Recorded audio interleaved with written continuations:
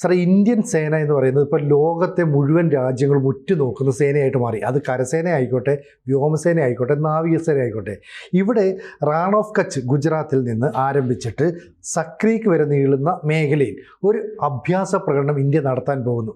വളരെ ഗൗരവമുള്ളതല്ലേ ഇത്? അസാധാരണമാണ്, ഗൗരവമുള്ളതുമാണ്. കാരണം എന്താണെന്ന് വെച്ചാൽ സാധാരണഗതിയിൽ നമ്മൾ സൈനികാഭ്യാസങ്ങൾ നടത്തുന്ന ഒരു മേഖലയല്ല ഈ റാൺ ഓഫ് കച്ചും ഈ സർക്രീക്കും. പക്ഷെ സർക്രീക്കിൽ എന്തെങ്കിലും വൃത്തികേട് കാണിച്ചു കഴിഞ്ഞാൽ ഞങ്ങൾ ചുട്ടുകളയും എന്ന് രാജ്നാഥ് സിംഗ് നേരത്തെ കാലത്ത് പാകിസ്ഥാന് മുന്നറിയിപ്പ് കൊടുത്തു.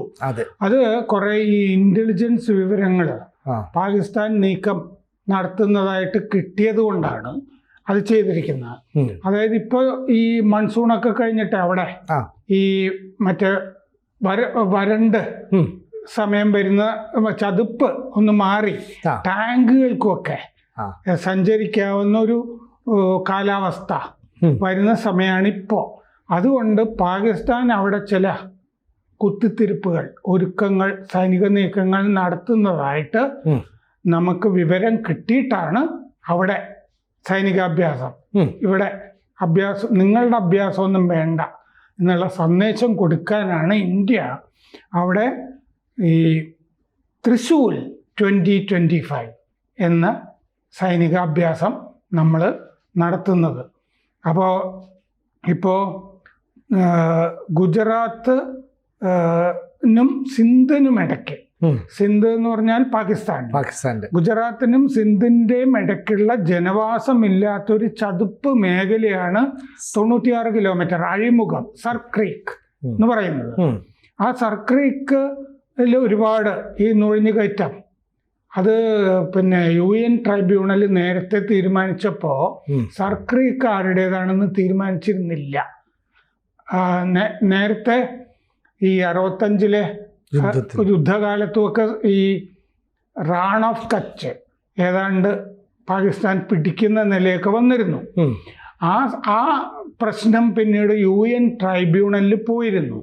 അങ്ങനെ ട്രൈബ്യൂണൽ വിധിച്ചപ്പോഴും ഈ 1968-ലാണത് ഇന്ത്യക്ക് 90% റാൺ ഓഫ് കച്ചിൻ്റെ ഇന്ത്യക്ക് അനുവദിച്ചു UN ട്രൈബ്യൂണൽ.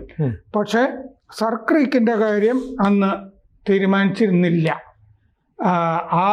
പിന്നീട് സ്ഥലമൊക്കെ നമ്മുടേതാക്കുകയൊക്കെ ചെയ്തു.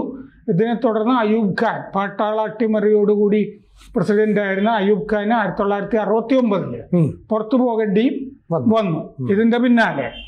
അതാണ് അതിൻ്റെ പശ്ചാത്തലം. ഇതൊരു അഴിമുഖ പ്രദേശമാണിത് സർക്രീക്ക്.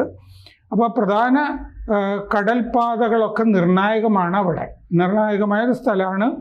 അപ്പോൾ അവിടെ എന്തെങ്കിലും പാകിസ്ഥാൻ നുഴഞ്ഞുകയറ്റം നടത്തിയാൽ ചരിത്രവും ഭൂമിശാസ്ത്രവും മാറും എന്ന് ഈയിടെ ഭുജിലെ വ്യോമതാവളത്തിൽ ദസറ ആഘോഷത്തിൻ്റെ ഇടയ്ക്ക് നിന്ന് ആ വ്യോമതാവളത്തിൽ നിന്ന് നമ്മുടെ പ്രതിരോധ മന്ത്രി രാജ്നാഥ് സിംഗ് പാകിസ്ഥാന് മുന്നറിയിപ്പ് നൽകിയിരുന്നു. ഇപ്പോൾ ഉപഗ്രഹ ചിത്രങ്ങൾ വന്നിട്ടുണ്ട്.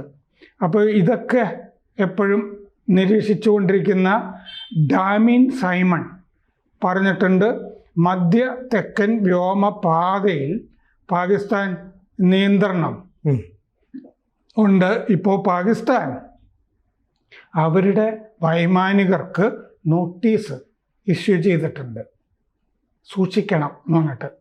ഇന്ത്യയുടെ സൈനികാഭ്യാസം നടക്കാൻ പോകുന്നു, നോട്ടാം എന്ന് പറയില്ലേ, നോട്ടീസ് ടു എയർമെൻ, അത് ഇഷ്യൂ ചെയ്തിട്ടുണ്ട്. ഒക്ടോബർ 28 മുതൽ 28-29 തീയതികളിൽ ആണ് ഇത് സൈനികാഭ്യാസം എന്ന് പറഞ്ഞിട്ട് അവർ നമ്മുടെ സൈനികാഭ്യാസം നടക്കാൻ പോകുന്നത് 30 മുതൽ നവംബർ 10 തീയതി വരെയാണ്. ഈ മാസം 30 തീയതി മുതൽ നവംബർ 10 തീയതി വരെ 10-12 ദിവസമുണ്ട്. മറ്റേ ഈ നോട്ടാം എയർമെന്നിനുള്ളത് ഒക്ടോബർ 28-നും 29-നും കരുതൽ വേണം എന്ന് പറഞ്ഞിട്ടാണ് അവരുടെ വൈമാനികർക്ക് പാകിസ്ഥാൻ നോട്ടീസ് ഇറക്കിയിരിക്കുന്നത്. അപ്പോൾ തൃശ്ശൂർ സൈനികാഭ്യാസം 28,000 അടി അപ്പോൾ വ്യോമാഭ്യാസം നടക്കാൻ പോകുന്നു. സമീപ വർഷങ്ങളിലെ ഏറ്റവും പ്രധാനപ്പെട്ട സൈനികാഭ്യാസമാണിതെന്ന് പ്രതിരോധ റിപ്പോർട്ടുകളിലുണ്ട്.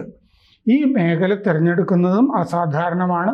3 സേനയും നമ്മുടെ ടാങ്കുകൾ ഉൾപ്പെടെ സേന, കരസേനയും ഒക്കെ അവിടെ ഉണ്ട്, ഈ അഭ്യാസത്തിൽ പങ്കെടുക്കുന്നുണ്ട് എന്ന് പറഞ്ഞാൽ വളരെ ഗൗരവമുള്ളതാണ്. അപ്പോൾ സദേൺ കമാൻഡ് മേൽനോട്ടം വഹിക്കുന്നുണ്ട്. സൗരാഷ്ട്ര തീരത്ത് നിന്ന് ഈ ഉഭയ സേനാ നീക്കങ്ങൾ കരയിലും കടലിലും ഒരേ സമയം അംഫീബിയസ് മൂവ്മെന്റ്സ്, അറ്റാക്സ് ഒക്കെ ഈ അഭ്യാസത്തിന്റെ ഭാഗമായിട്ടുണ്ടാവും. ഈ ക്രീക്കില് പിന്നെ മരുപ്രദേശങ്ങളിലും ഒക്കെ ഇത് ചെയ്യുന്നുണ്ട്. ഇന്ത്യൻ പട്ടാളത്തിന്റെ ഒരു ഡിവിഷൻ അവിടെ ഉണ്ടാവും. ഗുജറാത്ത് തീരത്ത് ടാങ്കുകൾ ഉണ്ടാവും, നേവിയുടെ യുദ്ധ കപ്പലുകൾ ഉണ്ടാവും, ഈ ഡിസ്ട്രോയേഴ്സ്, കോർവെറ്റ്സ് ഒക്കെ ഉണ്ടാവും. പിന്നെ Su-30 MKI റഫാൽ വിമാനങ്ങൾ ഒക്കെ എയർഫോഴ്സിൻ്റെ ഉണ്ടാവും. അപ്പോൾ എയർഫോഴ്സ്, നേവി, കരസേന എല്ലാം ചേർന്നുള്ള അതിബൃഹത്തായ ഒരു അഭ്യാസമാണ് നടക്കാൻ പോകുന്നത് പാകിസ്ഥാൻ അതിർത്തിയിൽ. അത് പാകിസ്ഥാൻ അതിർത്തിയിൽ അവരൊരു സേന വിന്യാസം നടത്തിയിരിക്കുന്നു എന്നുള്ള വിവരത്തിന്റെ അടിസ്ഥാനത്തിലാണ് ചെയ്യുന്നത്. തട്ടിക്കളയും എന്നുള്ള അർത്ഥത്തിൽ. അപ്പൊ Rann of Kutch, sir creek, പ്രത്യേകിച്ച് റാൺ ഓഫ് കച്ചാണ് ഇതിന്റെ ഒരു പ്രധാന ഫോക്കൽ പോയിന്റ്, കേന്ദ്രം എന്ന് പറയുന്നത്. വടക്ക് പടിഞ്ഞാറൻ ഗുജറാത്ത് പിന്നെ രാജസ്ഥാന്റെ കുറെ ഭാഗങ്ങൾ ഒക്കെ ഇതിന്റെ ഭാഗത്ത് വരുന്നുണ്ട്. കേരളത്തിന്റെ അത്രയും വിസ്തൃതി ഉള്ള മേഖലയാണ് ഈ റാൺ ഓഫ് കച്ച്. ഉപ്പ് ഉള്ള ചതുപ്പാണ്. ഓപ്പറേഷൻ സിന്ദൂറിലെ സർദാർ പോസ്റ്റ്, വിഗോ കോട്ട്, ഈ കച്ച് ആ ഭാഗത്തൊക്കെ പാകിസ്ഥാന്റെ ഷെല്ലാക്രമണം ഉണ്ടായിരുന്നു. ഈ ഭാഗത്ത് ഉണ്ടായിരുന്നു.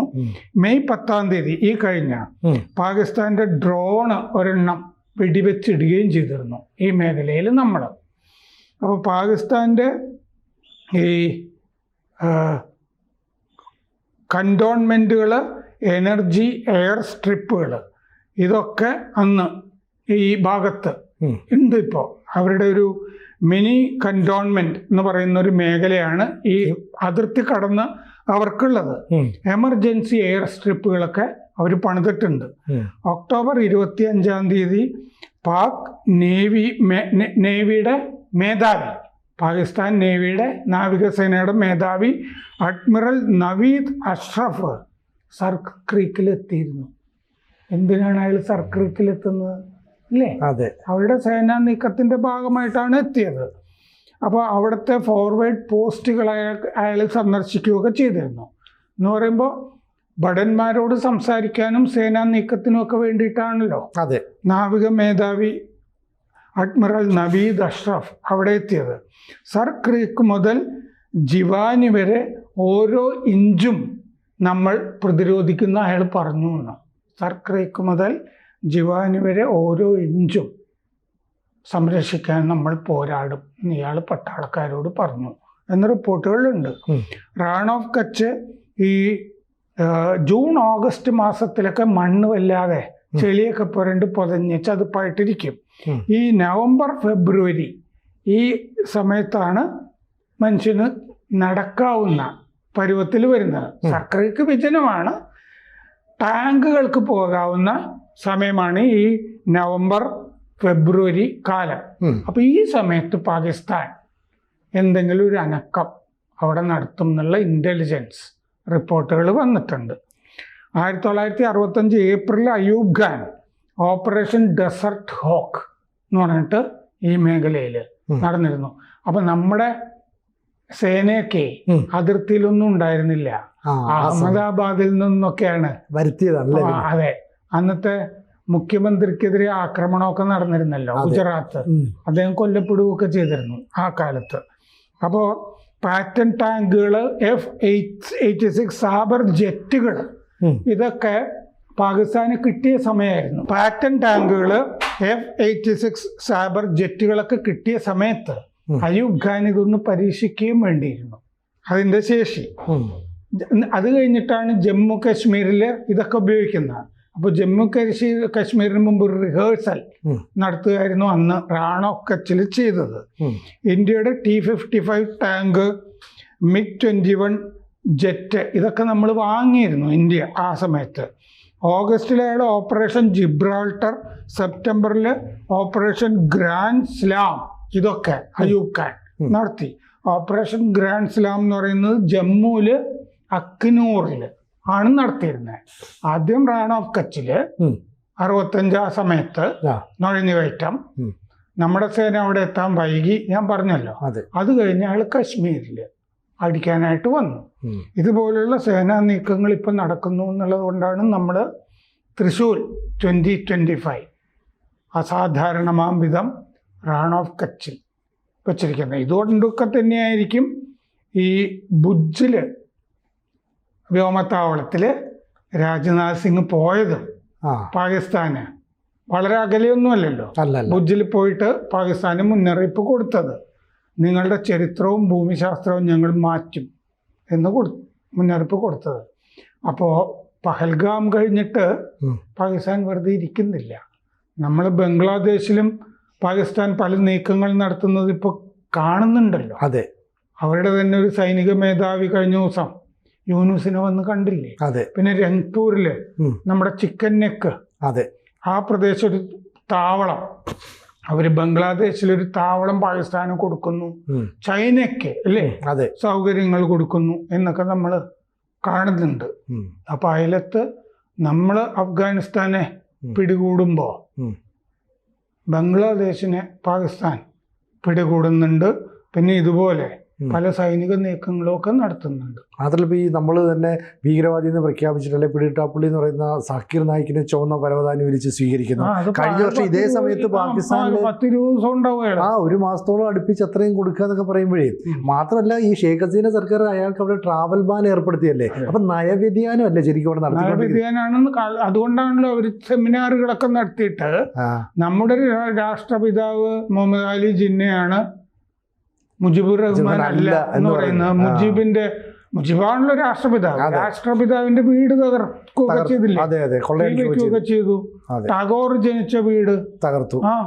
ഇതൊക്കെ ഇങ്ങനത്തെ പരിപാടികളാണല്ലോ അവിടെ നടത്തിക്കൊണ്ടിരിക്കുന്നത്. അതായത് ഇന്ത്യയുടെ എന്തെങ്കിലുമൊക്കെ അവശിഷ്ടങ്ങൾ അവിടെ ഉണ്ടെങ്കിൽ അതും കൂടി എടുത്ത് കളയുക, വേരോടുകൂടി പിഴുതു മാറ്റുക.